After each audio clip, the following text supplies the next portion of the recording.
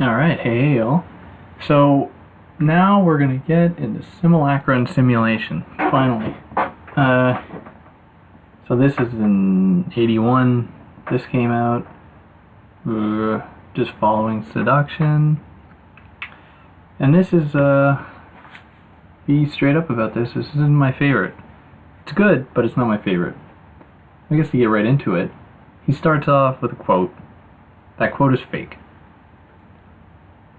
You're gonna sound like an idiot if you try to, use this seriously, because the quote is fake. There is an interview with Baudrillard much later than this was, much after the release of this book, where someone asked him about it and he makes a joke about it, how he's like, yeah, people thought it was real, and but I feel like deep down he thought it was real. Like, there's another point, one of his cool memories, when he goes on this whole spiel about how Stalin had a body double, and that Stalin and the body double died just, a couple of days apart or something, and how that was evidence of, the reality of simulation, if you will. But to get into the book seriously, but remember, that Ecclesiastes quote is fake. Don't believe it. So how do we start out here? We start out with the Procession of Simulacra. So this is when he's laying out, the varying degrees of simulation. So a little bit of to preface this a little bit, jumping right into the Baudrillard's work with this book is in my mind, a very bad idea. Because in many ways he establishes what he's talking about here in other texts. So if we just think about simulation as a concept, we'd be quite lost, because simulation is bound with so many, very many cultural cultural modes of oppression, that just thinking about it as being related to the media, thinking about it being related to technology or anything like that, is kind of naive. In fact, it's very naive. And people tend to read Baudrillard as a thinker of that. So they think of, the Matrix, right? That clear divide between reality and simulation. When he himself said of the Matrix, actually here, I could probably find it. Right, so this is in The Conspiracy of Art. Oh, God. That would have come out in the 90s, I think. But he writes, well, this was an interview. He states that the Matrix's chief value is that it pushes all these elements, like simulation, reality, anything like that, to a paroxysm. So paroxysm is like an endpoint, or its conclusion. Yet it does it more crudely and in a far less complex way. Either the characters are in the Matrix and belong to the digitized universe, or they are radically outside of it, in Zion, the resistor city. It would be interesting to show what happens at the point where the two worlds meet. The most embarrassing part of the film is that it confuses the new problem raised by simulation with its arch classical Platonic treatment. This is a serious flaw. So we think of that Platonic treatment, and of course it's important to see how Plato shines through in this in some way. So we think back to the Republic.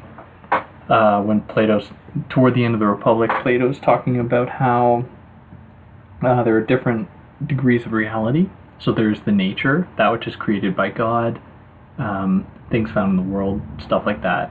The second degree deals with the creation of certain things, like how a craftsman makes a table, how that is one step move away from reality because it demanded some kind of human intervention. And then the third level would be like a painting of a table. So all these are kind of at play here.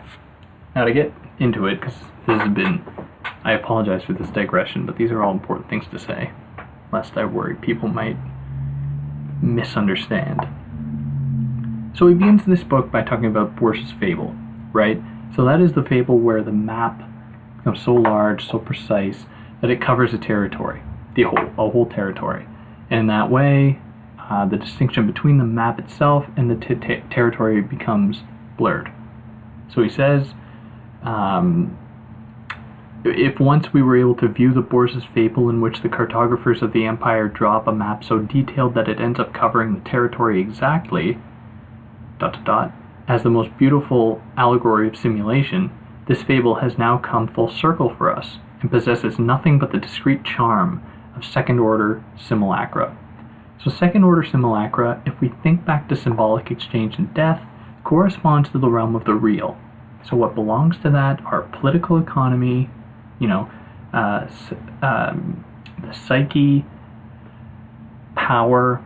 All these correspond to second-order simulacrum, which was a move away from first order, quite, obviously. So for him, today abstraction is no longer that of the map, the double, the mirror, or the concept. Simulation is no longer that of a territory, a referential being, or a substance. It is the generation by models of a real without original or reality, a hyperreal. So this is interesting. He gives us a new term, hyperreality, because for him, simulation is not in and of itself an oppressive phenomenon, where a thing that many readers of him get fundamentally wrong. They think simulation, hyperreality are, you can use either term. When in fact that is in some capacity the case. Simulation, even given his location of a telos to it, or of it having a historical quality, actually exists across cultures, epochs, whatever, giving it something of a relationship to the world itself. So simulation exists at the moment, and there's another point in one of his other texts, like 40 books, so I have trouble recalling exactly where things come from, where he states that the first, mode of simulation was when language, started to become part of our lives, right? Where things stood in for other things, not because they had any affinity with the things themselves, but simply because, we collectively agreed upon that, which I think is fair. So with that, it's important to note, and I really want to emphasize, that simulation does not have a kind of oppressiveness innate within it. That is where hyperreality comes in. And then, welcome to the desert of the real. So then, by crossing into a space whose curvature is no longer that of the real, but that of truth, the era of simulation is inaugurated by a liquidation of all referentials, worse, with their artificial resurrection in the system of signs, a material more malleable than meaning, in that it lends itself to all systems of equivalences, to all binary oppositions, to all combinatory algebra. So this is really difficult to grasp, because at one time we want to think of Baudrillard as a thinker of signs, as being something of an opening of possibility, especially if we think of the last book. If you want the Spark Notes version, you can look at what I put up here on seduction. But there is an affinity between seduction, which is something that Baudrillard celebrates, and signification and signs. Whereas here, he seems to be much more reserved. He's a little bit more cautious about signs.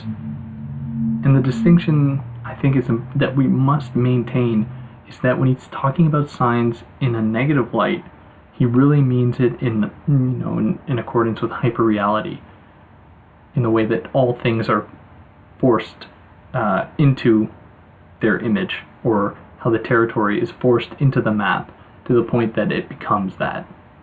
Whereas he almost wants to maintain that distinction, and it's very Platonic. Like he wants to get out of that sort of discourse, but he always finds himself back into it. But anyways, this is what we have here.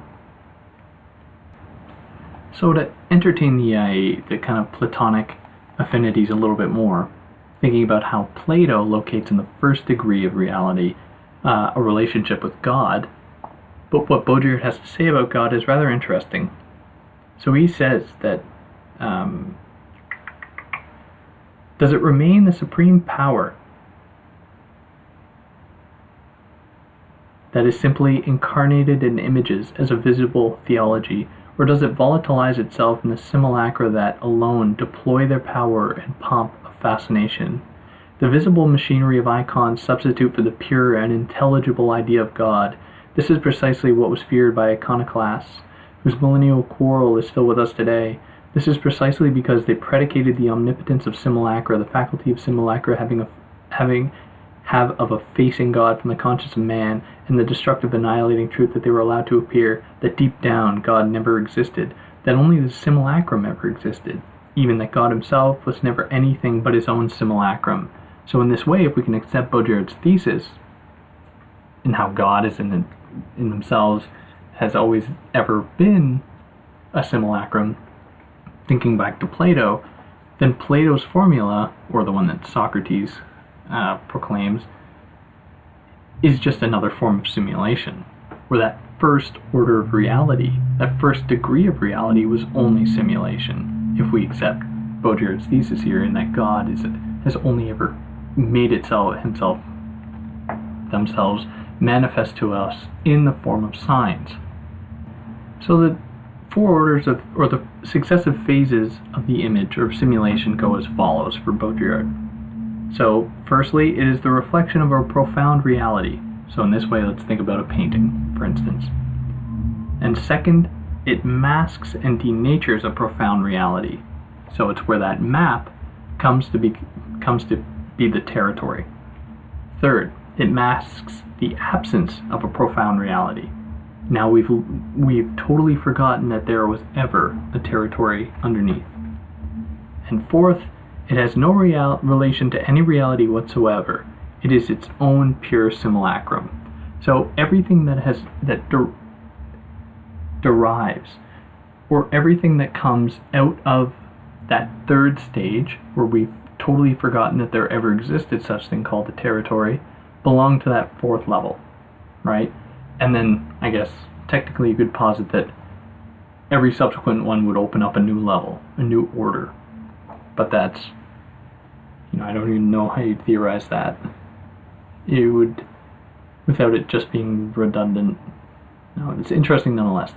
I will posit that every subsequent phase corresponds to fourth order simulacrum, or the fourth phase of the image. So why does this all occur? What is the goal or the purpose of hyperreality as it manifests itself today? Well, the answer would be much easier to explain. It makes much more sense having read the stuff that leads up to this, but I will try to give a neutral kind of standalone answer. We use these simulation as a strategy to convince ourselves that the things that we represent have not disappeared. So in Baudrillard's words, it goes as follows: our entire linear and accumulative culture collapses if we cannot stockpile the past in plain view. So this is how pornography plays a certain role. We convince ourselves that sexuality hasn't disappeared by bombarding ourselves with with pornographic images.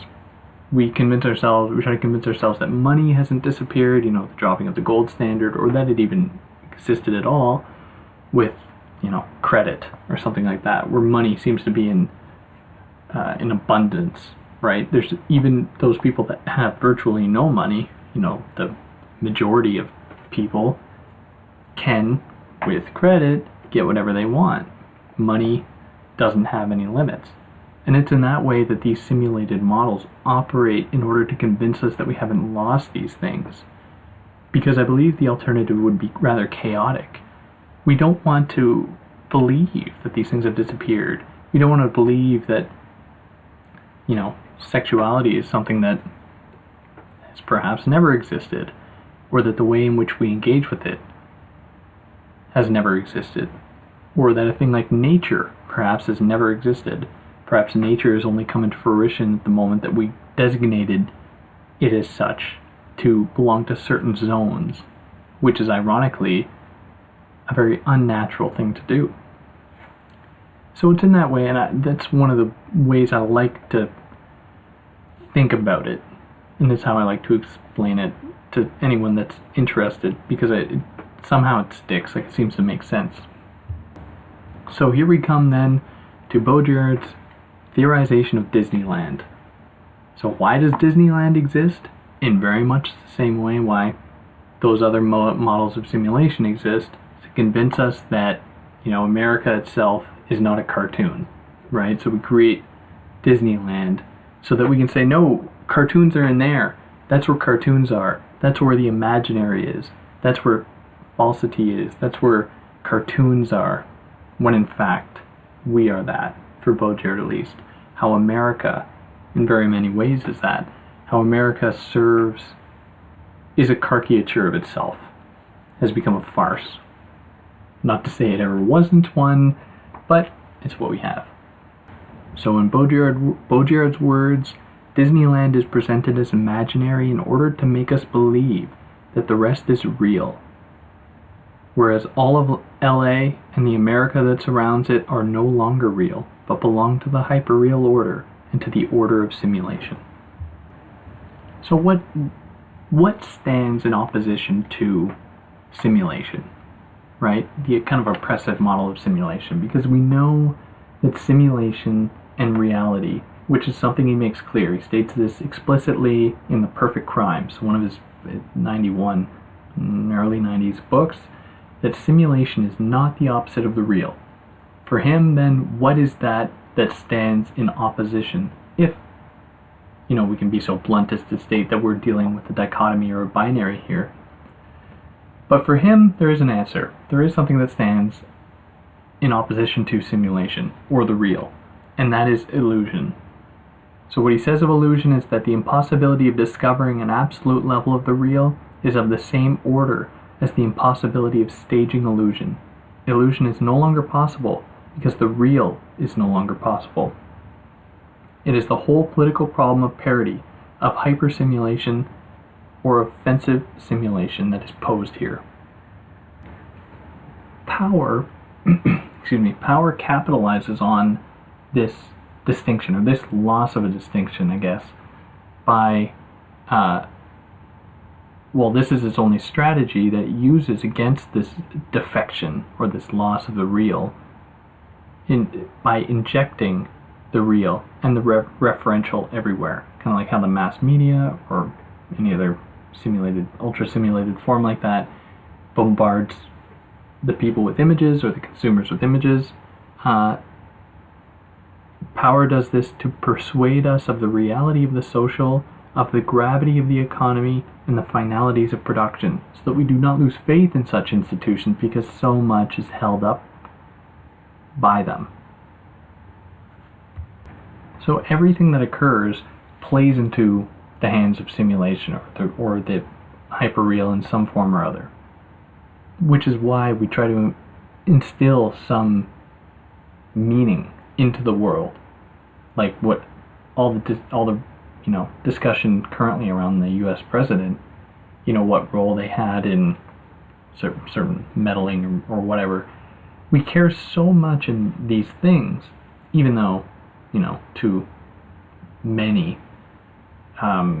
the outcome would not have an effect on us.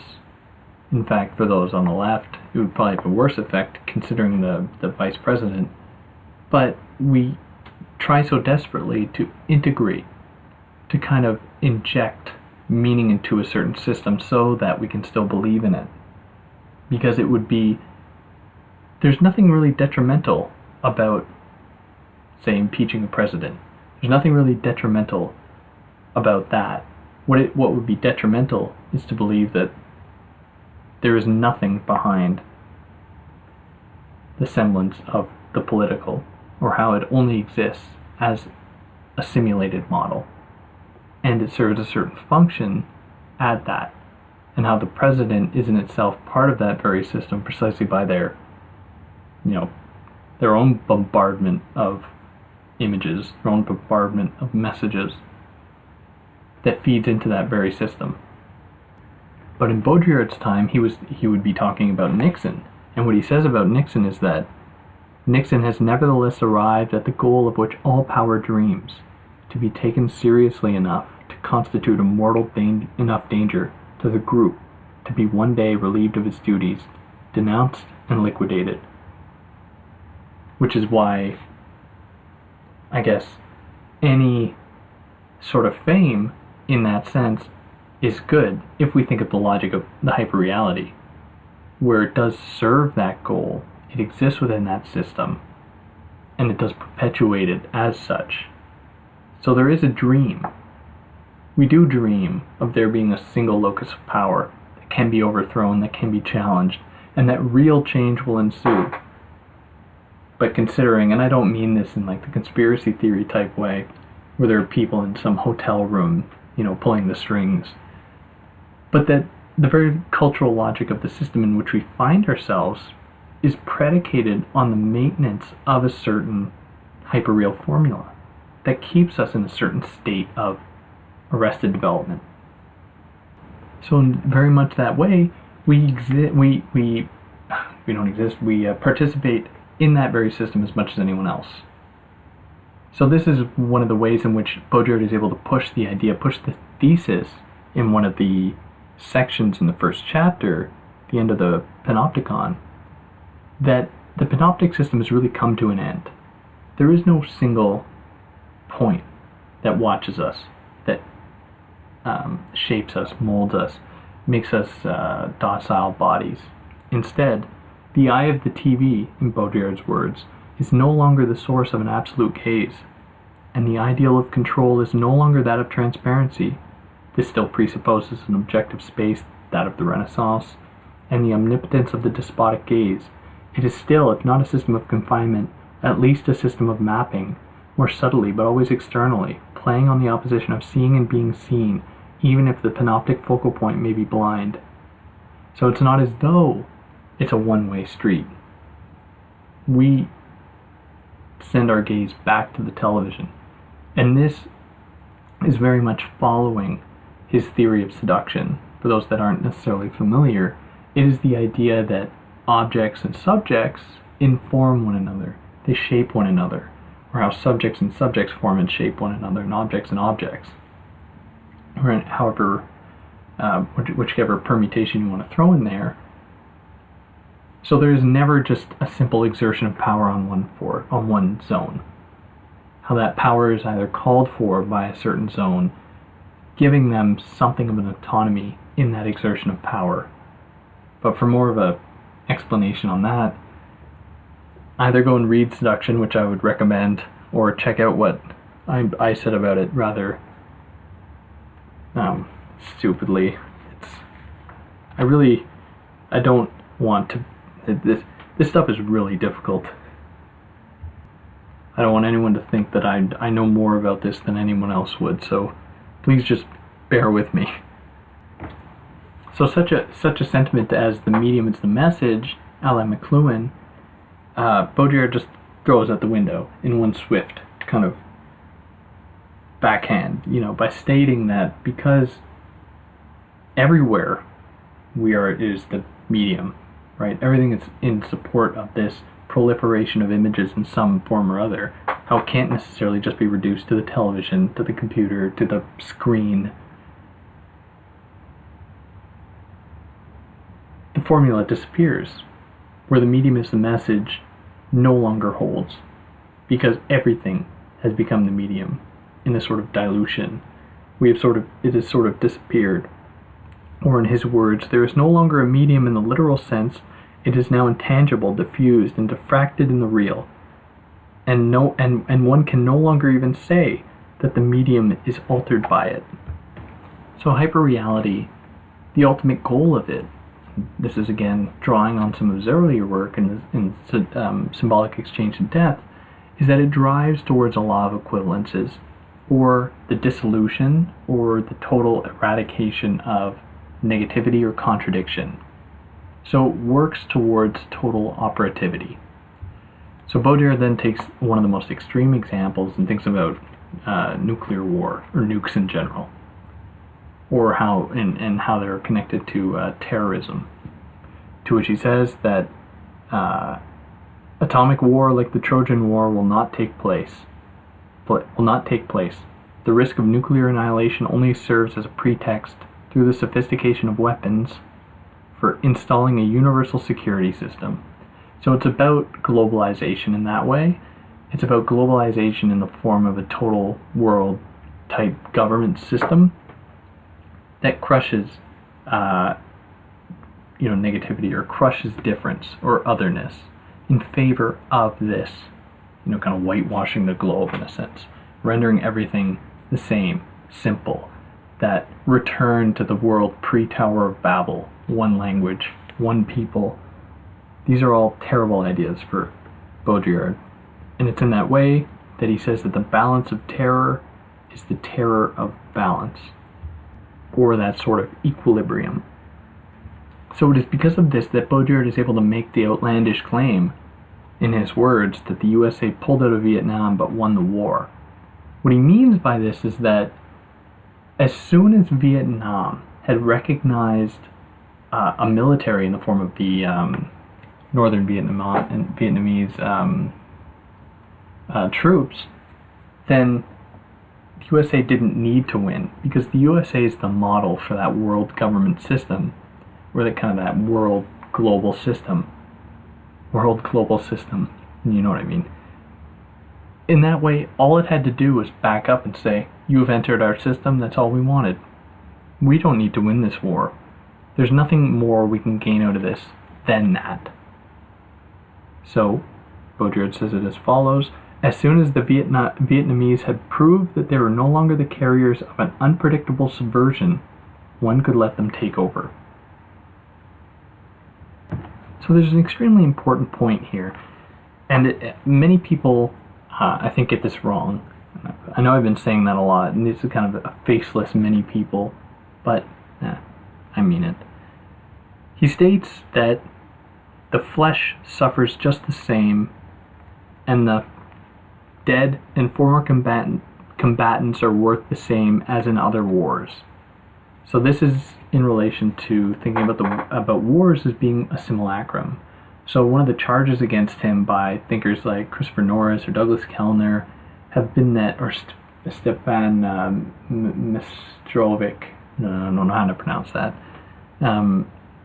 Some of the charges against Baudrillard has been that he just disavows real suffering or reality, when in fact he does nothing of the sort.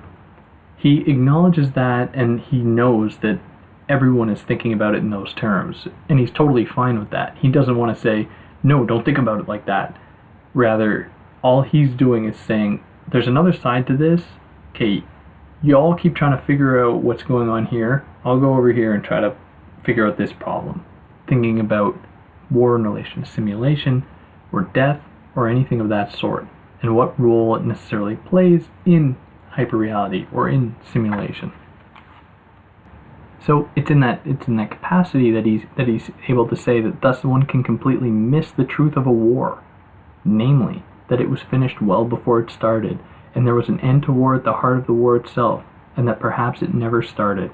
Now this is especially true of the Gulf War stuff later on that he would only write about in 10 or so years following this. But in relation to Vietnam, if we hold onto his thesis, the only possible way that Vietnamese were able to successfully fight back against the US, what I will call an invasion, was if they acknowledged their military in such a way. So in that way, the war was in itself completed before it started, if the goal of the war was in fact to get them to recognize that and then enter the kind of global system of recognition. So it is in that capacity, I believe, that Baudrillard means the war was over before it even started. So the rest of the book deals primarily with a number of cultural icons, right, and cultural artifacts. So it's difficult to kind of know how I want to approach this, because it would just seem kind of like a list if I went from one to the next. But then again, I don't want to admit anything. I'll just run through it. I could have thought of that without saying it out loud, but there you have it. So one of the preceding chapters, one of the subsequent chapters, is Holocaust.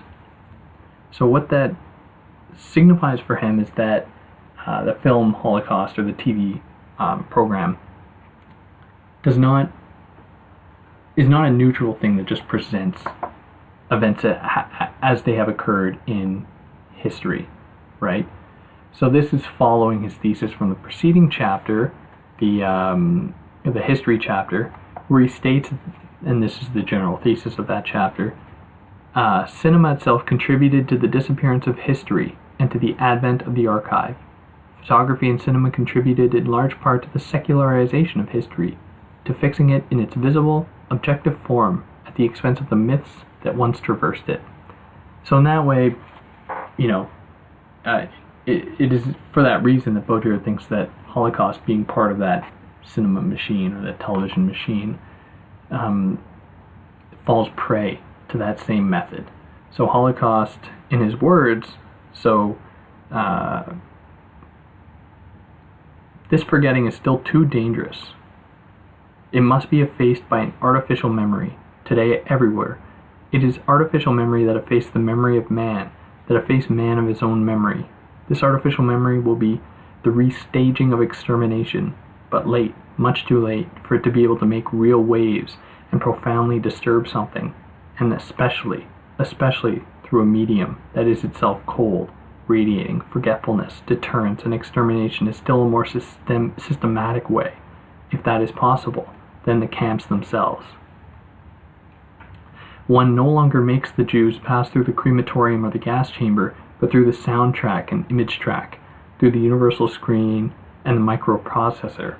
So we leave trauma in this way, how such a thing can, it'd be I think a perfectly fine way to criticize such a television program as re-traumatizing people, how because of its affinity with reality, or that thing called reality, how we can't downplay the effects that images can have in eliciting certain responses, physiological responses, especially in relation to sufferers of PTSD.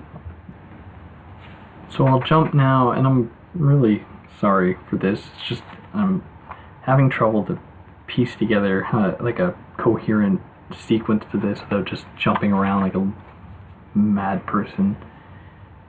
But I'll jump to the Apocalypse Now chapter nevertheless.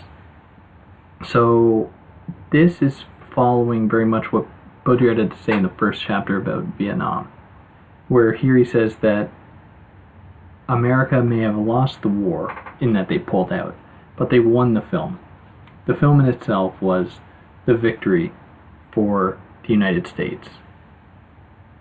So what he says is that the war in Vietnam in itself perhaps in fact never happened. It is a dream, a Baroque dream of napalm and of the tropics, a psychotropic dream that had the goal neither of a victory nor of a policy at stake, but rather the sacrificial excessive deployment of a power already filming itself as it unfolded, perhaps waiting for nothing but consecration by a superfilm which completes the mass spectacle effect of this war, and that is Apocalypse Now.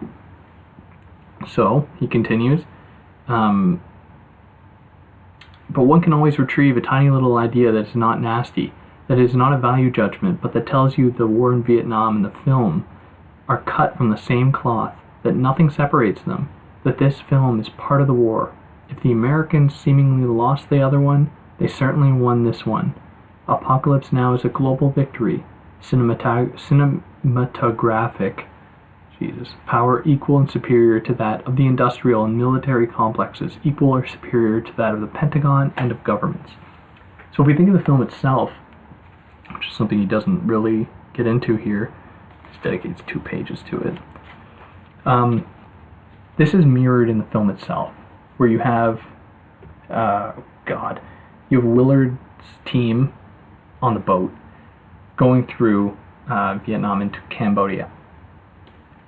Now, there's an important detail about this film that I feel like those faceless some people miss. And it is that the people on the boat never actually kill any enemy military personnel. Sure, you have a lot of combat, but at no point do you actually see them killing another an enemy. You know, you see them shooting out of helicopters and stuff, but it's never totally clear whether or not they're able to kill anyone. They kill civilians, sure. They kill other Americans, sure. But they don't kill the enemy, which is interesting. Kind of feeds into this. What does the enemy look like? Does the enemy have a face? Many times when we see the enemy in the film, they're running from a distance. Or when they're in that trench with that other American who shoots the grenade launcher thing. The enemy, again, does not have a face. The enemy is faceless, like those are the people I continually mention.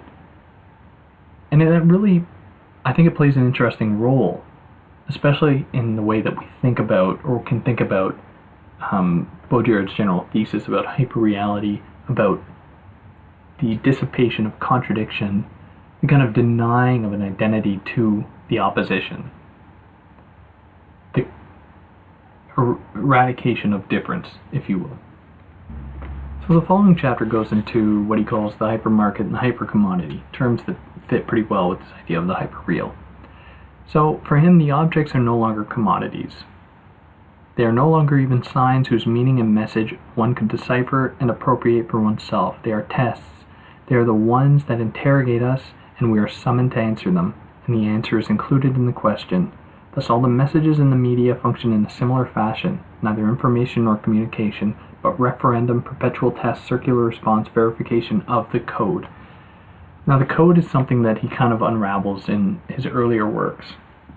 And the code, to put it simply, we can think of the code simply as organization, right? We think of the code as being the establishment of a general law of equivalence, of the structural law of value, to maintain his lexicon.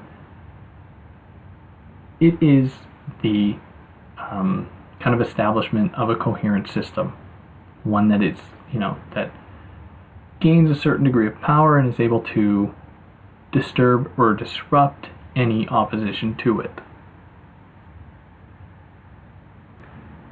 So in this capacity, the role of the hypermarket goes far beyond consumption, and the objects no longer have a specific reality there. What is primary is their serial, circular, spectacular arrangement. So arrangement, think of organization here.